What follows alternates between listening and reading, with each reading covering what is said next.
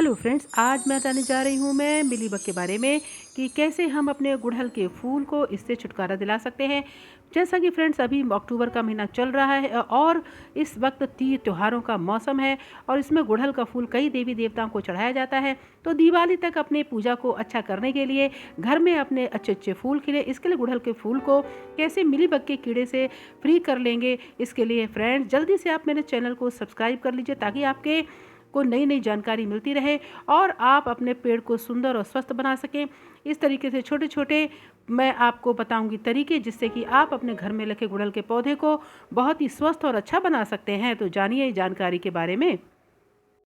और ये जानकारी आपको दी जा रही है मॉडर्न गार्डनिंग एंड फार्मिंग के सौजन्य से।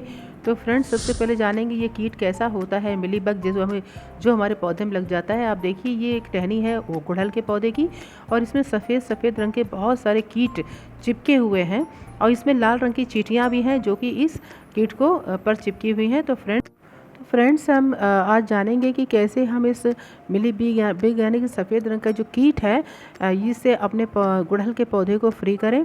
ये जो कीट होता है ये रस चूसक कीट होता है और ये तना और पत्ती पर इतनी बुरी तरीके से चिपक जाता है।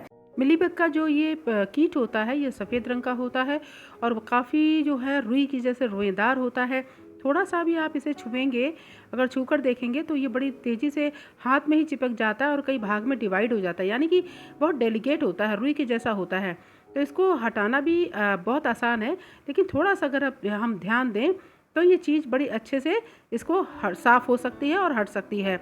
देखिए कैसे पौधे से उसके रस को चूसता है जिससे कि पौधे की जो पत्तियां होती हैं वो सिकुड़ जाती हैं। ये देखिए फ्लावर बड है उस पर ये कीट चिपका हुआ है और यहाँ से ये क्या करेगा, ये जो फ्लावर बड यानी कली है उससे रस का चूसता रहेगा और धीरे धीरे जो कली है वो कमज़ोर हो जाएगी और जो फूल है हमारा वो स्वस्थ फूल ना आकर टेढ़ा मेढ़ा फूल आएगा। आप देख सकते हैं कि ये देखिए फूल है, फूल पर भी ये चढ़ गई है। तो ये मिलीबग जो होते हैं कि ये पत्तियों और फूलों से रस चूसता है और पौधे हमारे जो पौधा होता है उसको खराब करता है।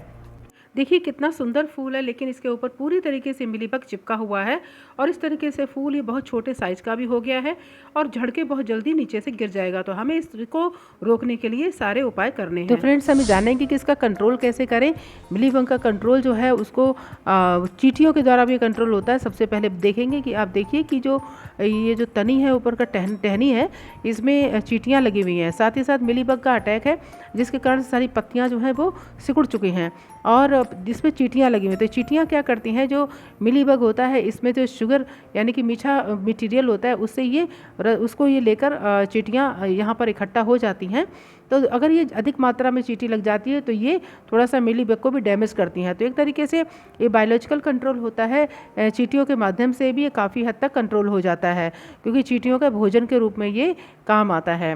दूसरा जो बात करेंगे कि बाय ब्रशिंग, ये बहुत आसान तरीका है, इससे हम बहुत अच्छी तरीके से जो मिलीबग है इसको हटा सकते हैं। आप देखिए कोई भी टूथब्रश या ब्रश आप ले लें और हल्के हाथों से आपका जो पौधा है अगर आपने गमले में लगा रखा हुआ है तो आराम से इसको आप मिलीबग को इस तरीके से आप हटा दीजिए। इसके अलावा यदि आपने क्यारी में लगाया हुआ तो भी आपकी अगर हाइट है वहाँ तक आप पहुँच सकते हैं। तो इस तरीके से ब्रश के माध्यम से आप इसको धीरे धीरे छुटा दीजिए। तो ये दूसरा विधि है, इससे क्या होता है पौधे को किसी भी प्रकार का नुकसान भी नहीं होता है और कीट भी पूरी तरीके से झड़ जाते हैं। देखिए पूरी तरीके से झड़ गए हैं। अगर ये किसी भी जिस पौधे में मिलीबग लगा रहेगा तो फ्रेंड्स उसमें फूल नहीं आएंगे और आपका पौधा भी सूख जाएगा, धीरे धीरे पौधा आपका ख़त्म हो जाएगा क्योंकि पत्तियाँ प्रॉपर तरीके से डेवलप नहीं हो पाती और इससे भोजन नहीं बनता है पत्तियों में, जिससे कि पौधा पूरी तरीके से ख़राब हो जाता है और अंत में ये पौधा हमारा सूख जाता है। तो देखिए ब्रशिंग करने से इसमें जितनी भी मिलीबग थी वो लगभग सब समाप्त हो गई है। तो इस तरीके से आप अपने पौधे को क्लीन कर सकते हैं। देखिए जो भी ब्रश करके हमने मिलीबग निकाला वो कुछ इस तरीके से इंसेक्ट होते हैं। देखिए इसमें एक मूवमेंट भी कर रहा है और ये एक प्लांट से दूसरे प्लांट पर मूव कर जाता है, इस वजह से इसको हटाना बेहद ज़रूरी होता है। तो फ्रेंड्स तीसरी विधि है कि हम यूज करें स्टिकर यानी कि सर्फ या साबुन को भी हम शैम्पू को भी यूज कर सकते हैं। जैसे कि मैंने यहाँ पे एक चम्मच हाफ चम्मच ये सर्फ लिया हुआ है और इसको हमने इस अपने स्प्रे बॉक्स में डाला और यहाँ से क्या करेंगे कि इसको 1 लीटर का ये मेरा जो जार है वो 1 लीटर का है और इसमें हमने इसको डिटर्जेंट को अच्छी तरीके से घोल लिया है। इस डिटर्जेंट पाउडर को भी अगर आप मिलीबग के ऊपर छिड़क देते हैं तो इससे भी ये जो डिटर्जेंट है ये उसकी स्किन पे जाके चिपक जाता है, स्टिकर का काम करता है और मिलीबग जो होती है वो ख़त्म हो जाती है। चौथा कंट्रोल है कि केमिकली हम इसको कैसे कंट्रोल करें, इसके लिए दवा का प्रयोग करेंगे। तो फ्रेंड्स, अगर ऐसा करने से भी अगर आपके पौधे पर मिलीबग का ख़त्म नहीं हो रहा है तो ऐसे में आप एक पेस्टिसाइड यानी इंसेक्टिसाइड का प्रयोग करेंगे। इसके लिए इमिडाक्लोप्रिड इंसेक्टिसाइड 1 से 2 ml 3 से 4 लीटर पानी में घोलकर अगर आप पौधे के ऊपर छिड़काव कर देंगे तो मिलीबग का जो है कीट है वो ख़त्म हो जाएगा और पौधा आपका पूर्ण रूप से स्वस्थ हो जाएगा। देखिए, हमने ये इस पर स्प्रे कर दिया है और इस तरीके से आप बढ़िया अच्छी तरीके से स्प्रे करें और खासकर जो अफेक्टेड एरिया है वहाँ पर ज़्यादा करें ताकि पूरी तरीके से जो कीट है वो ख़त्म हो जाए। और ये जो इमिडाक्लोप्रिड है ये मिलीबग के साथ साथ आपका लाही पर भी उतना ही कारगर है, तो आप लाही पर भी कर सकते हैं। तो इस तरीके से आप करके अपने पौधे को स्वस्थ कर सकते हैं। तो देखिए, पूरी तरीके से जो मैंने स्प्रे किया है पूरी तरीके से पौधा भीग गया है। तो इसी तरीके से आपको स्प्रे करना है ताकि पौधे का हर भाग पर दवा पहुंच जाए। अब हम बात करेंगे लेडी बर्ड बीटल की। दूसरा, ये ऐसा कीट है, ये कीट जो है पौधे की पत्तियों को चाटता है, यानी कि पौधे के क्लोरोफिल को खा लेता है। जैसे कि आप देखिए, ये लेडी बर्ड बीटल है और इस पे ऊपर से डॉटेड ब्लैक कलर के स्पॉट होते हैं, आपने ये देखा होगा। तो ये क्या करता है कि पत्ते को खुरच कर खाता है, इससे पत्ती पे क्लोरोफिल कम हो जाता है। तीसरा जो कीट है वो है एफिड। ये देखिए, जो कली है गुड़हल की, इस पर छोटे छोटे कीट हैं, बहुत ही छोटे छोटे कीट हैं। ये क्या करते हैं कि ये भी सकिंग टाइप के पेस्ट होते हैं, रस चूसक कीट होते हैं। ये भी हमारे पौधे पर जो जहाँ भी लग जाता है वहाँ से ही रस चूसते हैं, जिससे कि पौधे का विकास सही तरीके से नहीं हो जाता और पत्तियाँ जो होती हैं वो गिर जाती हैं और फूल भी होते हैं मुरझाकर गिर जाते हैं। तो इसलिए इसकी रोकथाम करना बेहद ज़रूरी है। फ्रेंड्स, आप देख सकते हैं कि इन कली पर किसी भी प्रकार का इंसेक्ट का प्रकोप नहीं है, क्योंकि हमने इस पर दवाई का स्प्रे किया था और इस पर जो कीट है उसका नियंत्रण किया। तो इस तरीके से आप भी जो 4 तरीके मैंने बताए वो सारी दवाइयाँ और बायोलॉजिकल कंट्रोल और मैनुअल सभी तरीकों का अगर प्रयोग करेंगे तो इस तरीके से आप भी अपने बालकनी में, अपने घर में, अपनी क्यारी में फूल उगा सकते हैं और इस तरीके से आप अपनी बालकनी को सुंदर बना सकते हैं। देखिए, मेरी बालकनी में फूल ही फूल है, क्योंकि समय समय पर इसका मैं मैनेजमेंट करती रहती हूँ। तो फ्रेंड्स, इसके अलावा एक अन्य चीज़ कहेंगे कि देखिए, ये जो फूल है इसका जो पौधा है गुड़हल का, सारी पत्तियां पीली पड़ रही हैं।